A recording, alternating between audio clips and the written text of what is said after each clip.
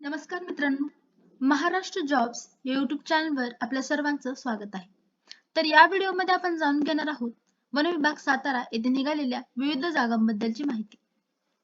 तर वन विभाग सातारा येथे निघालेले पदांचे नाव आहेत: वन्यजीव वैद्यकीय अधिकारी, पशुवैद्यकीय सहाय्यक, फिरते पशुवैद्यकीय पथककामी प्राणी रक्षक. पदसंख्या असणार आहेत एकूण 6. नोकरी ठिकाण असणार आहे सातारा. वयोमर्यादा आहे 20 ते 30 वर्ष. अर्ज पद्धती ऑफलाईन म्हणजेच आपण बाय हँड किंवा स्पीड पोस्टने सुद्धा यासाठी अर्ज करू शकतो. त्याच्यानंतर निवड प्रक्रिया ही फक्त मुलाखतीद्वारे होणार आहे. अर्ज पाठवण्याचा पत्ता उपवन संरक्षक सातारा वन विभाग सातारा यांचे कार्यालय वन भवन गोडोली रोपवाटिका परिसर सातारा. अर्ज करण्याची शेवटची तारीख असणार आहे 8 जानेवारी 2026. अधिकृत वेबसाईट म्हणजे त्यांची ऑफिशियल वेबसाईट दिली आहे, या वेबसाईटवर तुम्ही व्हिजिट करून आणखी माहिती घेऊ शकता. तर वन विभाग सातारा येथे निघालेल्या व्हॅकन्सीचं डिस्ट्रीब्युशन बघू तर वन्यजीव वैद्यकीय अधिकारी यासाठी 1 पोस्ट असणार आहे. पशुवैद्यकीय सहाय्यक यासाठी 1 पोस्ट असणार आहे.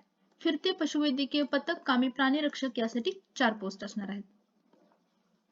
त्याच्यानंतर शैक्षणिक पात्रता तर वन्यजीव वैद्यकीय अधिकारी या पदासाठी पशुवैद्यकशास्त्र व पशुसंवर्धन पदवी, पदव्युत्तर पदवी, त्याचबरोबर वन्यजीव क्षेत्रात किमान 3 वर्ष कामाचा अनुभव असणे आवश्यक असणार आहे. त्याच्यानंतर सेकंड पशुवैद्यकीय सहाय्यक या पदासाठी प्राणीशास्त्र पदवी, पशुवैद्यकीय डिप्लोमा, पशुसंवर्धन डिप्लोमा, वन्यप्राणी हाताळण्याचा अनुभव किमान 3 वर्षाचा. त्याच्यानंतर नेक्स्ट फिरते पशुवैद्यकीय पथककामी प्राणी रक्षक यासाठी 12वी पास असणे गरजेचे आहे आणि वन्यप्राणी हाताळण्याचा अनुभव किमान 1 वर्षाचा असणे आवश्यक असणार आहे.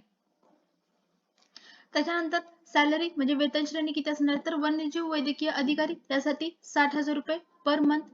त्याच्यानंतर पशुवैद्यकीय सहाय्यक यासाठी 20,000 रुपये पर मंथ आणि फिरते पशुवैद्यकीय पथककामी प्राणी रक्षक यासाठी 13,500 रुपये पर मंथ एवढं पेमेंट इथं भेटणार आहे.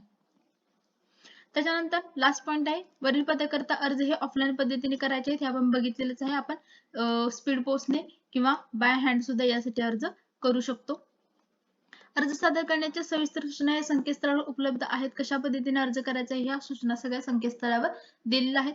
अर्ज दिलेल्या संबंधित पत्त्यावर सादर करायचा आहे. अर्जामध्ये सर्व आवश्यक पात्रता अटींबाबत संपूर्ण माहिती द्यायची आहे. अपूर्ण अर्ज नाकारले जाणार आहेत. अर्ज करण्याची शेवटची तारीख असणार आहे 8 जानेवारी 2026. याचा जो ऍप्लिकेशन फॉर्म आहे तो आपण आपल्या टेलिग्राम चॅनलवर अपलोड केलेला आहे, तिथून तुम्ही तो डाउनलोड करून घेऊ शकता. तर तुम्हाला ही माहिती आवडली असेल तर आपल्या व्हिडिओला लाईक करा आणि अशाच नवीन अपडेटसाठी आपल्या चॅनलला सबस्क्राईब करा. थँक्यू.